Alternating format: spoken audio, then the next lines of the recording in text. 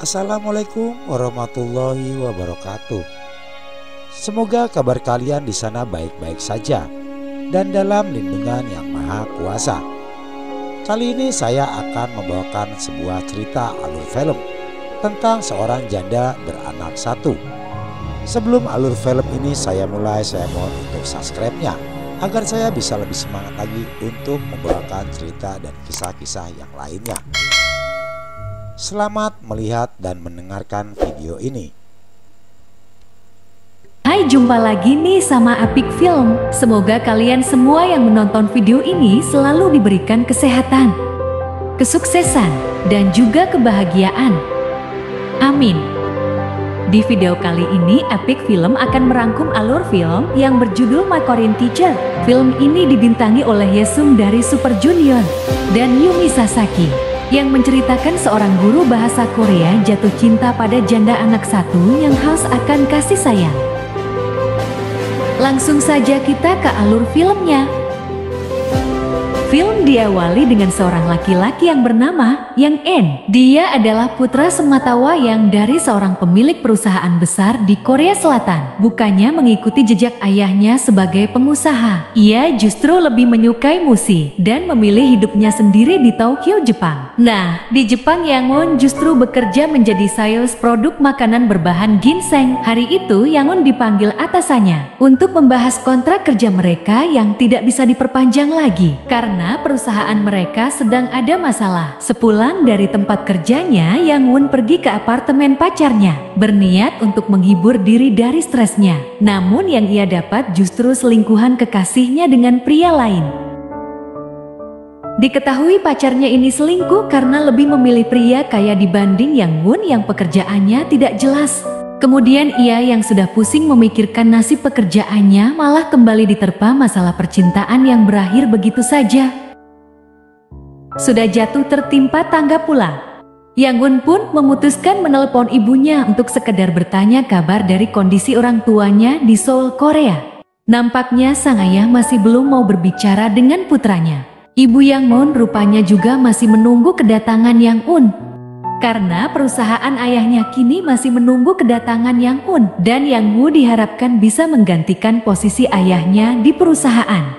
Meski di Jepang Yang Won merasakan kesulitan, namun ia menolak dengan alasan ia masih tidak bisa menerima kepercayaan ayahnya tersebut. Keesokan harinya di Okinawa, Yang Won baru saja bertemu Clay, dan Yang Won telepon atasannya bahwa perusahaan mereka bangkrut akibat ketahuan ginseng palsu.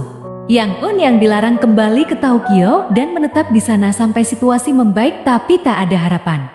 Yang Won pun semakin frustasi dan ia masih menaruh harapan kepada sang kekasih. Meski kecewa dengan cintanya yang bertepuk sebelah tangan saat marah-marah tidak jelas dengan bahasa Korea.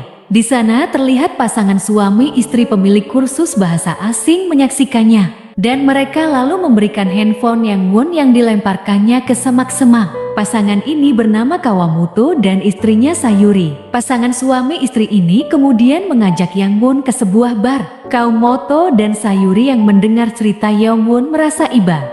Dan kebetulan juga guru bahasa Korea di tempat kursus mereka berhenti dengan alasan yang tidak jelas. Yang Won pun dalam keadaan setengah sadar lalu mengiyakan kesempatan yang dibuat Kawamoto dan Sayuri untuk menjadi guru bahasa di tempat kursus mereka. Keesokan harinya betapa terkejutnya Yang Won saat Kawamoto mengingatkan tentang kesepakatan yang sudah mereka buat. Yang Won berkali-kali menolak karena menjadi guru bukanlah basisnya dan tidak pernah dibayangkan sebelumnya. Namun karena Yang Won tidak punya pekerjaan lagi, ditambah tempat kursus Kawamoto terancam bubar jika tidak ada gurunya, akhirnya Yang Won pun pergi mengajar. Saat di kelas Yang Won terlihat kaku gugup dan gagap saat mengajar, karena ini adalah pertama kalinya ia menjadi guru. Apalagi ada seorang siswi yang selalu melihat Yang Won dengan tatapan tajam. Yang Won jadi semakin nervous dan salah tingkah. Siswi yang membuat Yang Won nervous bernama Sakura.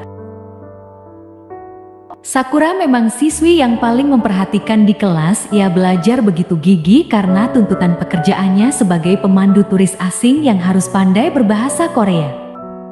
Sewaktu melamar pekerjaan, ia berbohong dengan mengatakan bahwa ia telah menguasai bahasa tersebut. Alhasil kini ia harus membuktikannya. Semua itu bukan semata-mata karena Sakura gila bekerja, tapi demi menghidupi putra tunggalnya yang sekarang sudah mulai bersekolah.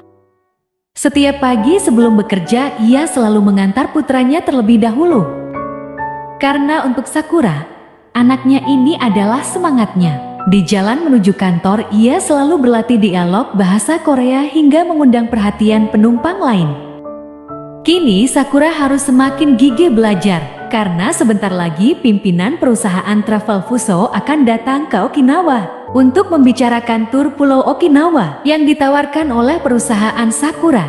Kini Yangon di kelas yang mulai terbiasa mengajar, namun masih terlihat kaku meski pelajaran yang ia terangkan bahkan tidak diperhatikan murid-muridnya. Melihat Sakura yang begitu rajin mencatat dan berusaha memahami, Yangon pun jatuh semangat. Setidaknya ada murid yang niat belajar dengan dirinya. Sakura semakin gelisah karena ia diminta menerjemahkan email dari perusahaan Travel Sol. Begitu keras ia berusaha menerjemahkannya, tetapi tidak berhasil.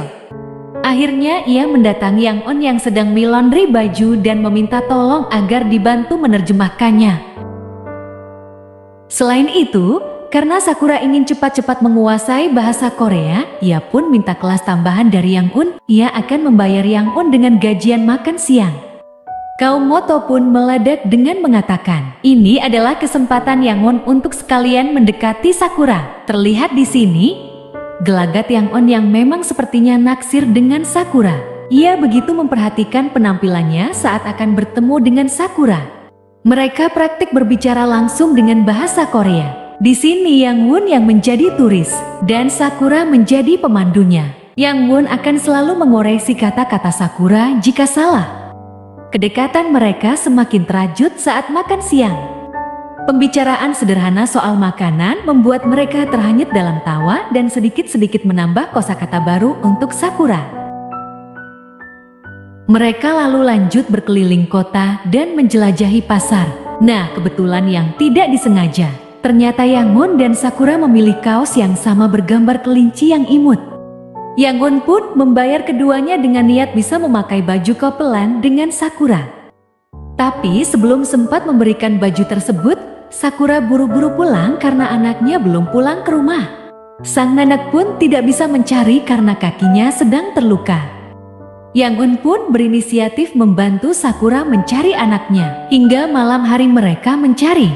Akhirnya putra Sakura pun ditemukan oleh Yang Un. Sakura begitu berterima kasih saat mengantarkan Yang Un ke halte bus. Yang Un ingin menanyakan soal ayah dari anak Sakura. Sakura pun menceritakan kisahnya yang dahulu. Sakura hamil di usia 20 tahun, tapi pacarnya menghilang begitu saja. Sakura pun bertekad untuk membesarkan dan menyayangi anaknya dengan tulus. Sampai saat ini anaknya yang bernama Ki masih belum tahu siapa sosok ayahnya. Besok paginya sesuai janji Yongwon kepada nenek Sakura, ia pergi menjemput anak Sakura. Mereka bahkan terlihat seperti ayah dan anak. Perkembangan demi perkembangan terus berjalan. Kelas Yang On kini mengasyikkan dengan metode belajar yang kian mudah dimengerti. Sakura adalah siswa yang paling cepat perkembangannya. Yang On juga masih tetap menjadi guru pribadi Sakura. Kedekatannya kini merambah sampai ke anaknya Sakura, agar tetap bisa mengajar Yang Moon sambil bermain bola dengan anaknya. Kebahagiaan terpancar layaknya sebuah keluarga di sana. Di rumah Yang Un kembali dihubungi ibunya yang memintanya untuk kembali ke Seoul, membahas pekerjaan dengan ayahnya. Alasan ibunya selalu mendesak Yang Un pulang karena sebenarnya sang ayah sedang sakit dan harus segera dioperasi. Atas ketidakjujuran ibunya tentang kondisi ayahnya tersebut, Yang Un pun lagi-lagi menolak untuk pulang.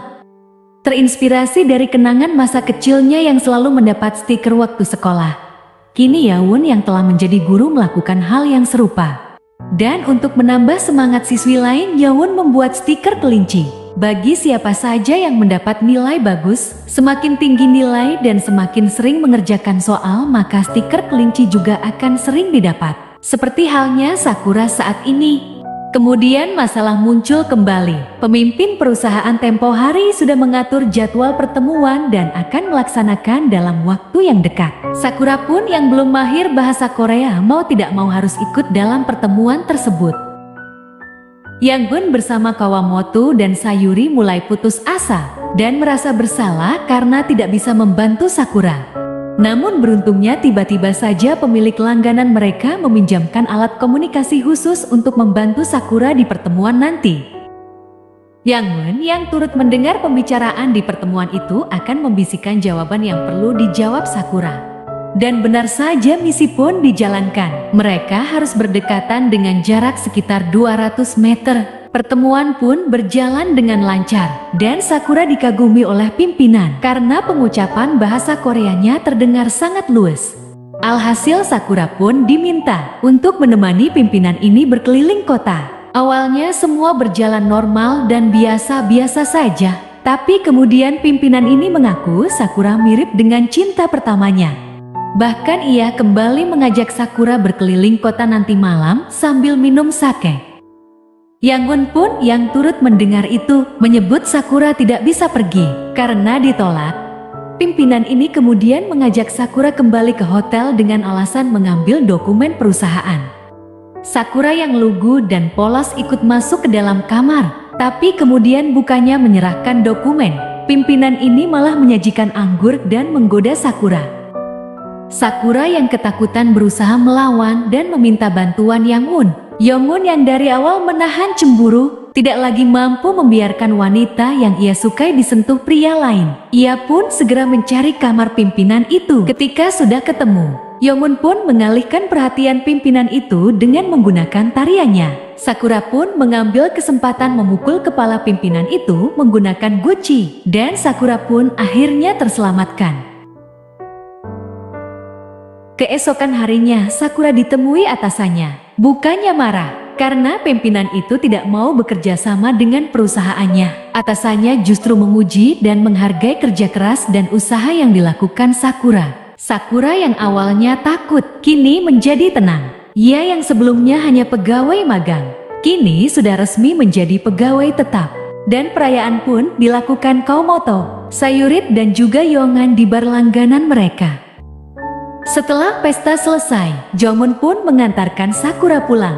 Jongmun kemudian memberi kode tentang perasaannya, menanyakan apakah mereka masih bisa bertemu lagi. Setelah Sakura mendapat status pegawai tetapnya, Sakura pun tersenyum dan mengiyakannya. Saat mereka hampir berciuman, nenek Sakura tiba-tiba mengagetkan mereka. Neneknya menyebut Sayuchi alias mantan Sakura, ayah dari anaknya datang mencarinya. Tiba-tiba tidak berselang lama Sayuchi muncul dan langsung sujud meminta maaf pada Sakura.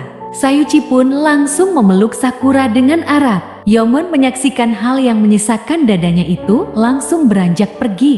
Ia baru saja diberi harapan, kini sudah dipatahkan dengan kemunculan Sayuchi. Diketahui Sayuchi pergi meninggalkan Sakura bukan tanpa sebab, melainkan karena dulu ia menghindari lintah darat dan tidak mau membebani keluarganya, termasuk Sakura.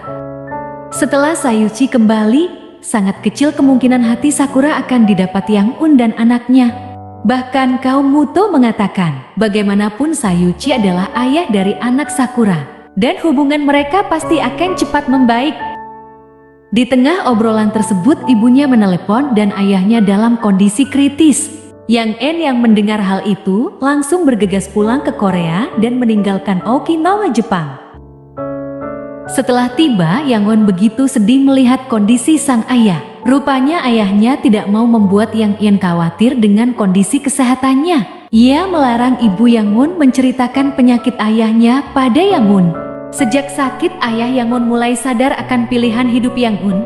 Ia sengaja membiarkan Yangwon memilih jalan hidupnya sendiri. Melihat foto dirinya dengan sang ayah semasa kecil, hati Yongan pun menjadi lunak. Ia yang awalnya tidak mau berkecimpung dengan perusahaan sang ayah, kini bergerak membantu mengembangkan perusahaan. 3 tahun kemudian, saat Jong-hun akan menginap di sebuah hotel untuk membicarakan kerjasama perusahaan, tak disangka ia dipertemukan kembali dengan Sakura. Nampaknya Sakura sudah menjadi pemandu turis yang hebat. Pertemuan mereka berlanjut dengan obrolan santai berdua. Mereka membicarakan tentang kehidupan masing-masing. Yongun yang telah menjalankan anak perusahaan ayahnya, sedangkan Sakura sering bolak-balik Jepang Seoul untuk keperluan turis. Yongun kemudian menyinggung kabar anak Sakura dan barulah diketahui bahwa ternyata Sakura tidak bersatu kembali dengan Sayuchi. Ia dan anaknya tidak bisa menerima Suci kembali. Hal ini tentu saja menjadi kode bahwa Sakura berlabuh hatinya pada Yangun. Dan tidak disengaja, stiker pemberian Yangun pun tiba-tiba jatuh ke lantai. Hal ini kembali mengingatkan mereka akan kenangan manis di Okinawa. Di akhir film kita diperlihatkan dengan senyuman manis dari Sakura dan juga Yongen. Dan film pun selesai. Oke deh guys, sampai di sini dulu ya alur filmnya. Terima kasih telah menonton alur film ini. Jangan lupa like, comment, dan subscribe-nya ya. Dan sampai jumpa di video selanjutnya.